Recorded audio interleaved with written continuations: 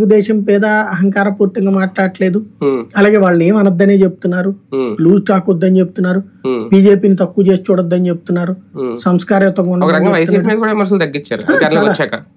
YSR Congress party కూడా మనకి ప్రత్యర్థే తప్పించి శత్రువు కాదు అని చెప్తున్నారు. తెలుగుదేశం వాళ్ళు దాడులు చేస్తున్నారు, తలకాయలు బాలగొట్టుకుంటున్నారు, గొడవలు నడుస్తున్నాయి కానీ జనసేన వాళ్ళది లేదు.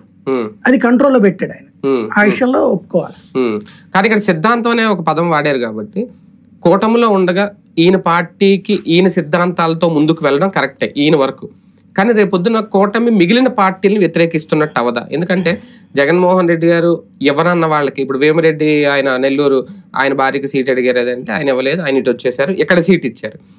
అంటే ఈయన చెప్పిన వారసత్వ రాజకీయాలను టీడీపీ ప్రోత్సహిస్తోంది, ఈయన దానికి వ్యతిరేకం, నా సిద్ధాంతం వేరు అంటున్నారు.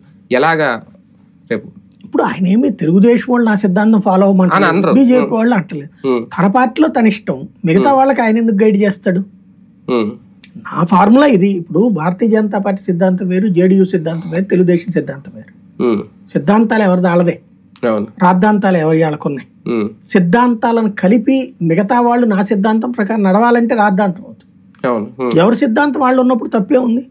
ఇప్పుడు పవన్ కళ్యాణ్ ఏమి నేను అనుకున్నట్టు నువ్వు కూడా వారసత్వం వదిలేసేయి, మీ అబ్బాయిని తీసేసేయి, లేకపోతే మీ ఆవిడని తీసేసేయి అని అతను చెప్పట్లా. తన పార్టీ వరకు అట్లాంటి రాజకీయం వద్దనుకుంటున్నాడు. మంచిదే కదా అది. అంటే లాంగ్ స్టాండింగ్ ఇబ్బంది అవుదా రేపు పొద్దున్న?